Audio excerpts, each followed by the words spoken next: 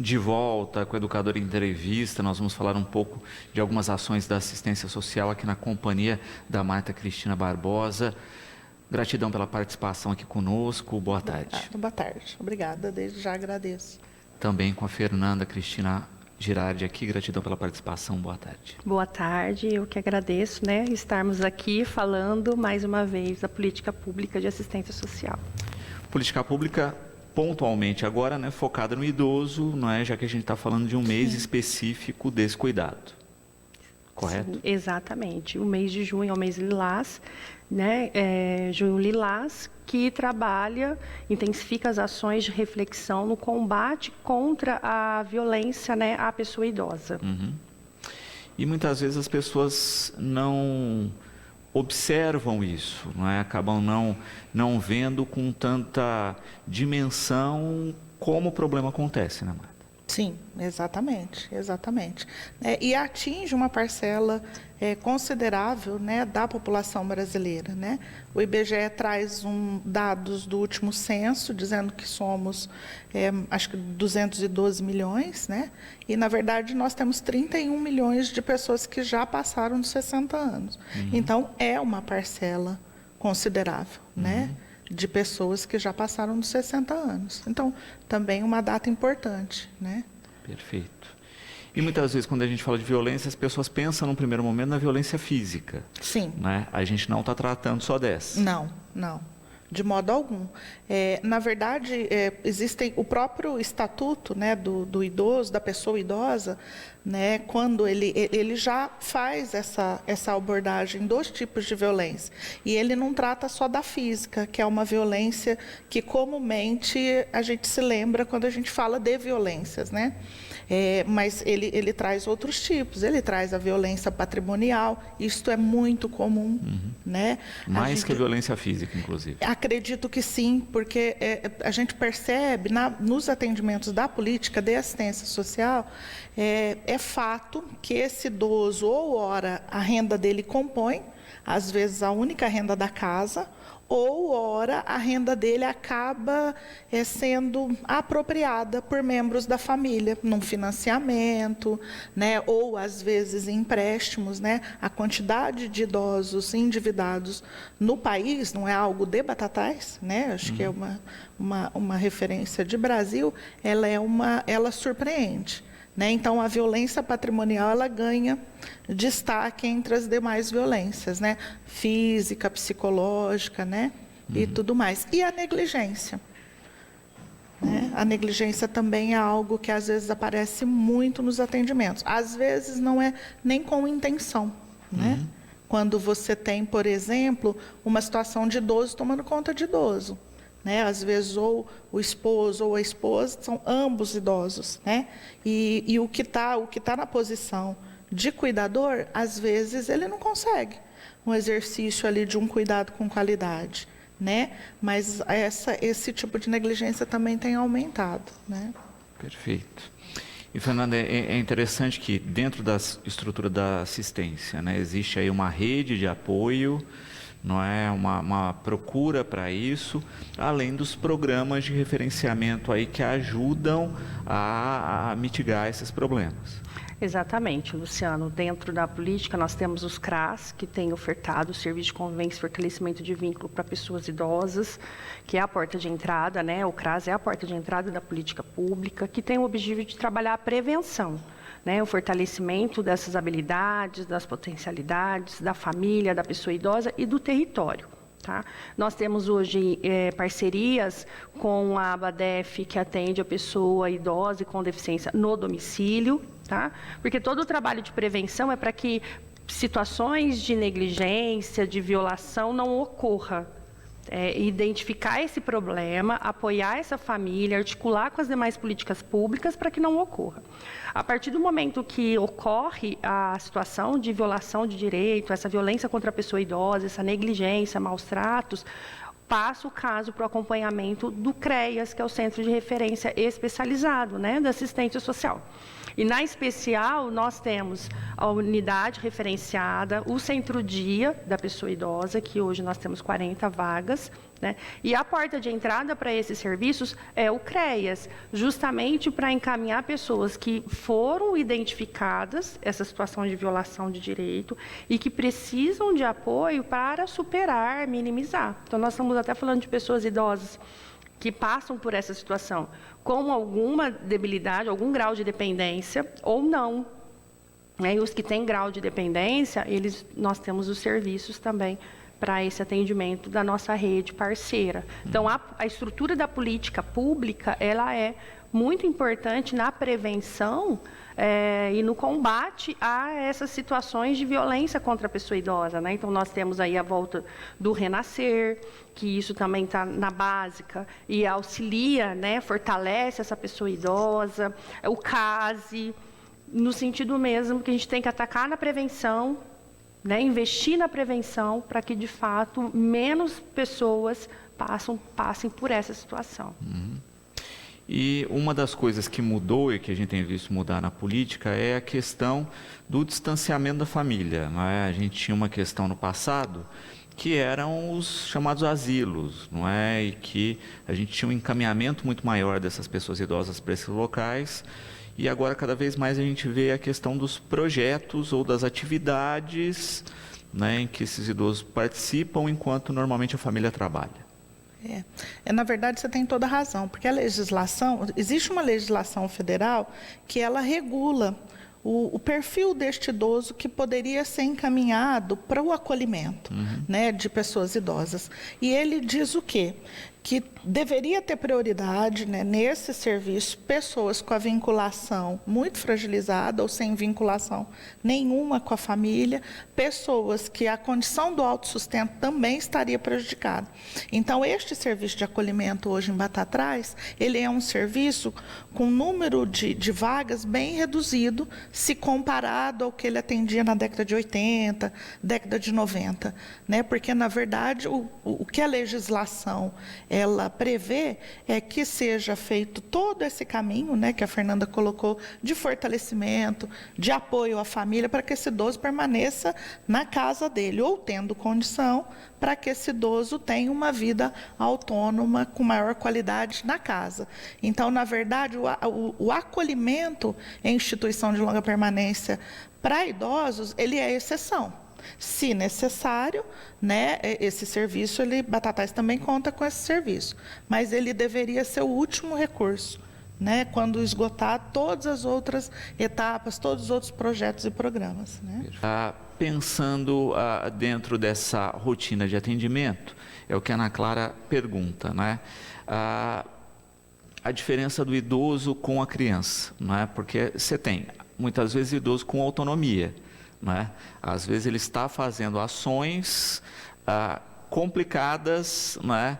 Mas que ele tem autonomia, né? Como é que se equilibra isso nessa balança, né? Sem ferir os direitos? Inclusive, essa semana, vendo um folder, porque aqui em Batatais nós também temos, né, o Conselho Municipal da Pessoa Idosa, estávamos numa reunião e alguém estava com um folder, e tem um termo, né, isso é chamado de autonegligência. Quando o idoso mesmo tem algumas atitudes que a família ou quem está no entorno percebem que são atitudes que poderiam levar ele a uma situação de risco, né, pessoal ou social, mas que esse idoso... Mas como é que se faz isso sem, na verdade, não deixar que ele decida, né? Eu acho que é uma linha bem tênue, né? E que eu costumo dizer para os atendimentos, familiares procuram muito o CREAS com essas questões, às vezes questões simples, os filhos percebem que o idoso, ou acreditam que o idoso não deveria mais estar residindo sozinho, e o idoso ou a idosa se recusa a sair de casa, né? Eu costumo dizer que eu acho que acho que essas atitudes elas têm que ser pactuadas com esse idoso, né? Acho que essa família precisa sentar e conversar. né? E talvez quem tiver no entorno, né, quem tiver com essa preocupação, aprimorar alguns mecanismos, né, ficar mais atento, disponibilidade de contatos, às vezes um acordo com o vizinho, olha, se perceber algo me ligue, né? Mas eu acho que a conversa e o diálogo, de repente, pode ajudar a resolver essa situação. Porque, de fato, é isso, né? Às vezes você não tem mecanismos para, né? Aí você tem uma pessoa, né, que, em tese, tem autonomia, etc., né? Você não pode fazer uma interdição, por exemplo, etc. Né? Fica difícil, inclusive, para a família. Sim. Muito difícil. Importante o diálogo, como a Marta falou, e o respeito, né, a toda essa trajetória e esse histórico dessa pessoa. Então, às vezes, procurar um serviço na básica para complementar as ações, para apoiar, né, o diálogo. Eu acredito que vai buscando mecanismo, não tem a receita pronta, eu acho que cada família vai se encontrando aí, porque é um desafio, e a nossa pirâmide já inverteu, né? Nós temos mais pessoas idosas do que pessoas nascendo. Então, isso é importante e por isso a gente vem aprimorando as políticas públicas para, de fato, dar conta, né, e apoiar nos casos necessários. Exatamente. Até porque a pirâmide continua mudando, não é? E daqui a pouco a gente não vai ter condições, de fato, de ter pessoas cuidando, né, do volume de idosos que vão estar aí, né? Então, estimular o autocuidado, ter estruturas de apoio vão ser mais comuns do que pessoas fazendo cuidado direto. Com certeza. Exatamente. Fábio também colocando uma questão interessante aqui, né? A gente falou da violência econômica, né, financeira. A gente tem aí um volume gigantesco, né, de consignados, não é? E por muitas vezes com o estímulo do próprio governo, né, que deveria barrar, filtrar isso de uma maneira melhor, né, e que acabou colocando aí diversos idosos à mercê do mercado financeiro. Ele tem razão. Eu acho que, assim, na verdade, a pessoa idosa, né, eu acho que o sistema que a gente vive, ele percebe que essas pessoas, né, que já passaram dos 60 anos, elas têm renda, na verdade, é visto como negócio mesmo. O sistema bancário, né, e aí não estou defendendo o sistema bancário, mas o sistema bancário ele ainda tem algumas regras que são seguidas, que é aquela questão de respeito a uma margem aí, né, de empenho desse salário. Agora, as financeiras, né, eu percebo, ou pelo menos essa fala chega muito nos atendimentos, que às vezes não se é respeitado a margem, e aí às vezes a gente vê rendimentos, né, aposentadorias que estão completamente tomadas por empréstimo, né? E é uma discussão que realmente precisa ser feita de modo sério, né, a pensar aí no tamanho desse endividamento aí das pessoas idosas, né? Exato. Nós até já vimos, não é, a questão prática aqui, conversando com o responsável pelo PROCON, o Maico, não é, de pessoas que receberam o depósito do empréstimo sem ter solicitado, não é, sem ter um contrato firmado, e depois, para se reverter isso, é um transtorno gigantesco. Tem até projeto de lei, se eu não me engano, correndo, né, de iniciativa do Boulos, se eu não me engano, que fala isso, né? A financeira ou o banco que fizer essa ação sem consultar a pessoa, que a pessoa não será mais obrigada a devolver o dinheiro ou pagar parcelas de empréstimo, não é? Justamente para coibir esse tipo de absurdo, não é? Que se aproveita mesmo da condição dessas pessoas. Exato. Né? Na questão específica da violência física, a Adriana colocando aqui, né? Como proceder, né? Olha, quem tem conhecimento de casos, etc., né? Como é que se procede? Como a Fernanda disse, a rede ela tem um fluxo aí de atendimento, né? Então, situações envolvendo violência são encaminhadas para o CREAS, que é o Centro de Referência Especializado da Assistência Social. A pessoa pode dirigir essa preocupação, ou não sei se fato, se ocorrência, ela pode, né, dirigir a preocupação dela para o próprio CREAS, Mas assim, a gente tem que mencionar também que quando a violência é uma violência de fato e posta, há necessidade da confecção do boletim de ocorrência. Porque a assistência social, a política, né, ela trabalha na área da proteção, do fortalecimento, de redução de danos, né, de minimizar. Agora, o órgão que tem competência para investigar e punir, e isso é feito, seria um dos primeiros órgãos, seria a Secretaria de Segurança Pública e Delegacia de Polícia, né? Isso é crime, isso está tipificado como crime, não só contra a pessoa idosa, né? Contra criança e adolescente, o caminho é o mesmo, né? Perfeito. E de fato, né, muitas vezes a pessoa fica com medo de denunciar, não é? Tem também essa questão específica, não é?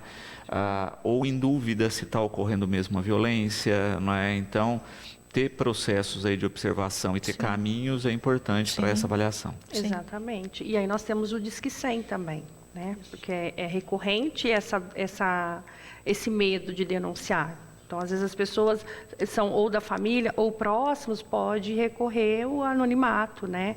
E entrar em contato via Disque 100, que aí ele já dispara para a delegacia, para a promotoria, para o CREAS, para que esses atores já atuem, né, cada um no seu papel, para minimizar, para superar, né, para punir o agressor e averiguar, né, antes de tudo. Então, tem também essa possibilidade que é muito importante. Exato. É o que a nossa espectadora coloca aqui, né, que ela ficou um tempo em dúvida da questão de agressões ou não relacionada a um idoso vizinho, até porque a gente tem essa questão do idoso ser mais frágil, né? De machucados, hematomas, etc.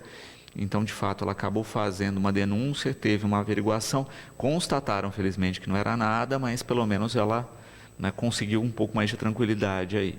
Exatamente, isso também é importante, porque poderia ser. Então, na dúvida, né, e com os indícios, é importante fazer essa denúncia, entrar em contato. Para nós, profissionais, nós temos legislações que falam que, mesmo na dúvida, nós temos que denunciar, né? Porque o órgão que vai averiguar é a questão mesmo, a polícia, né? Precisa fazer o boletim.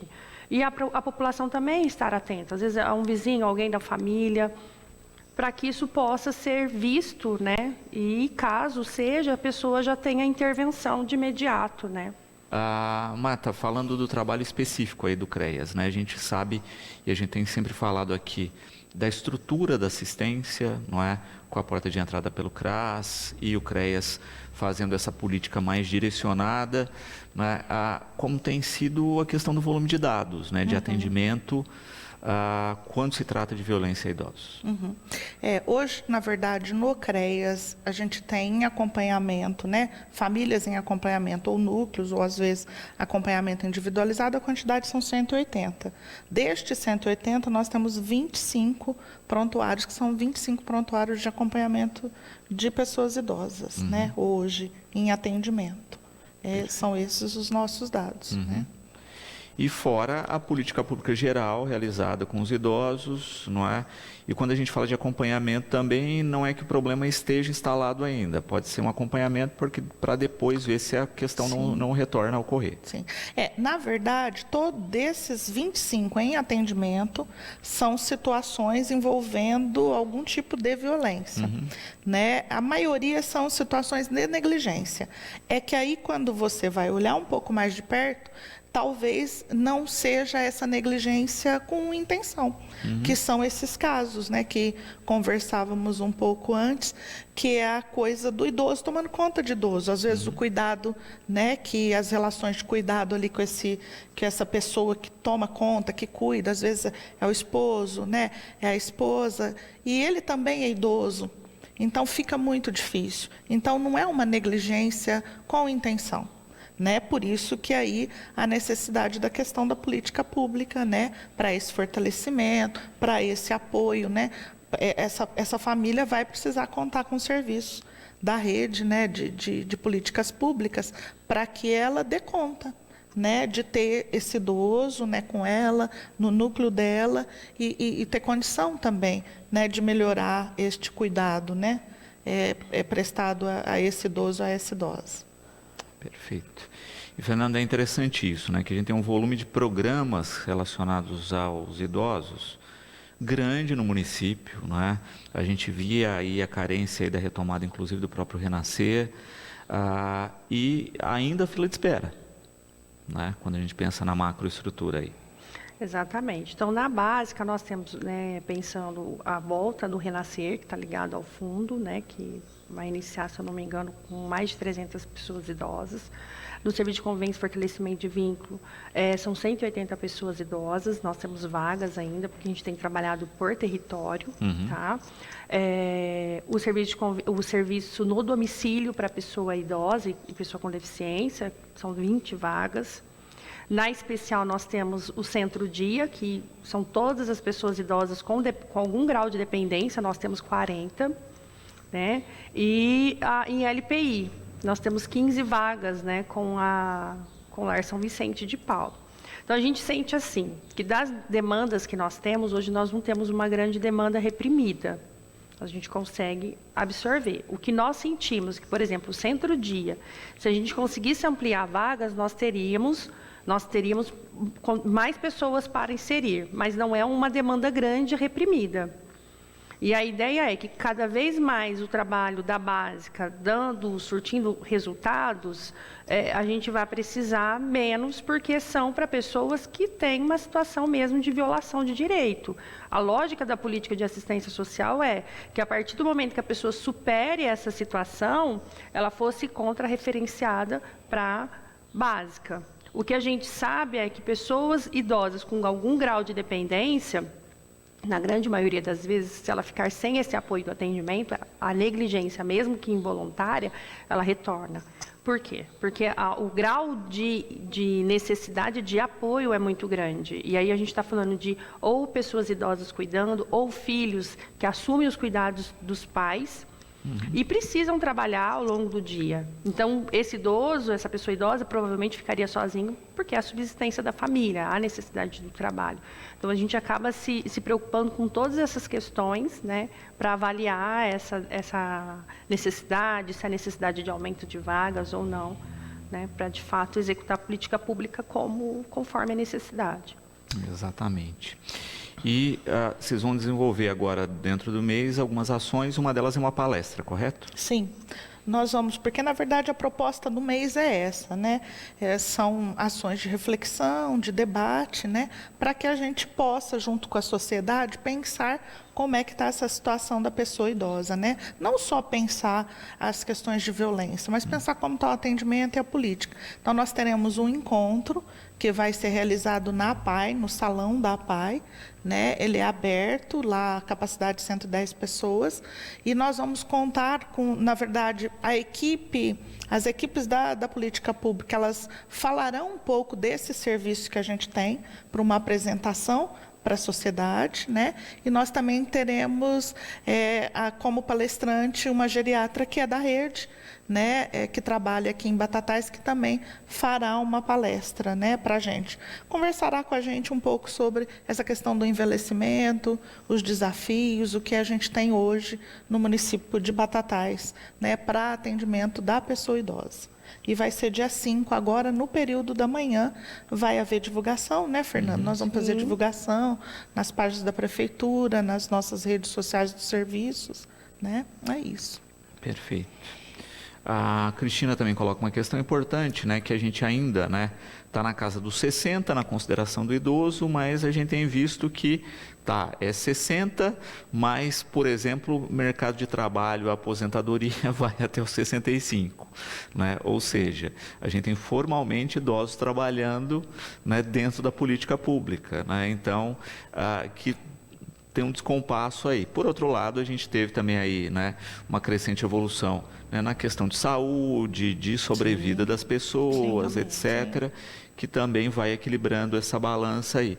Mas é interessante isso, né? A gente tem um descompasso, se a gente para pensar, na estrutura legal do país, quando a gente pensa isso, né? Sim, e até quando a gente pensa nas próprias políticas públicas. Então, a gente pensar no BPC, ele é a partir de 65 anos. que está aí ligado com a questão previdenciária mesmo da aposentadoria, né? Mas a gente precisa levar em consideração que nós temos cada vez mais pessoas idosas ativas, né, com condição de trabalho e com mão de obra, né, e com vontade e interesse também de trabalhar, claro, muito por uma questão de renda, porque quando você se aposenta acaba diminuindo um pouco, mas nós temos visto pessoas aposentadas que ainda continuam trabalhando. Às vezes por interesse e vontade da pessoa, às vezes por uma questão financeira, às vezes porque eu tenho familiares que até contam com o trabalho desse idoso, com a aposentadoria dessa pessoa idosa.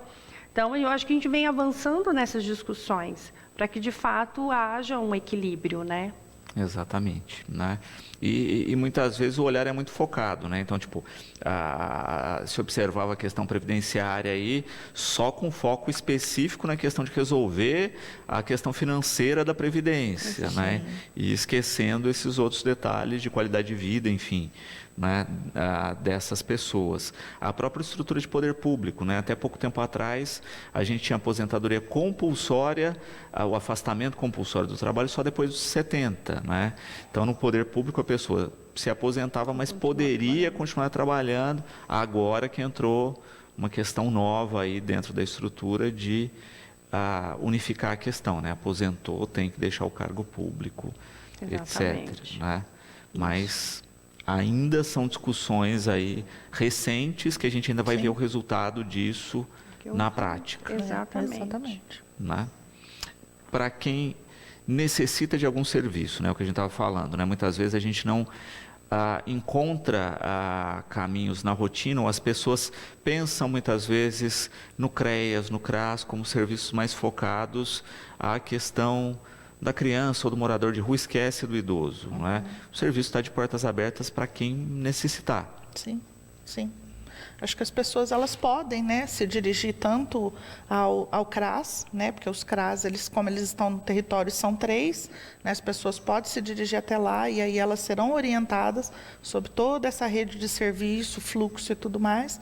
Não há problema nenhum, a pessoa também pode, se quiser, se dirigir ao CREAS, né, falando daquele serviço, a Fernanda citou o CASE, né, que é o Centro de Atenção à Saúde do Idoso, aí a Unidade Básica de Saúde pode fazer essa orientação, né, como fazer o encaminhamento e tudo mais, né. A própria secretaria também recebe muita solicitação de orientação e também encaminha, né. Todos os serviços de todas as políticas estão disponíveis, né. A pessoa ela pode se dirigir ou ir até o serviço ou ligar, né. E aí a gente vai prontamente orientar.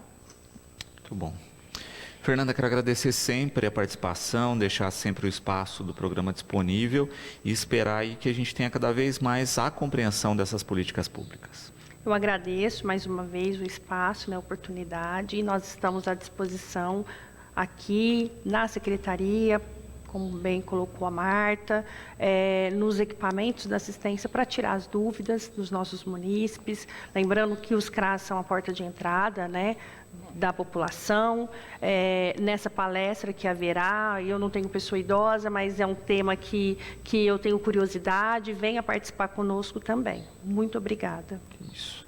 Muita gratidão pela participação conosco, fica o programa sempre aqui de portas abertas, não é? Na esperança disso, né? Que a informação também chegue a quem necessita. Sim, nós agradecemos o espaço sempre colocado à disposição.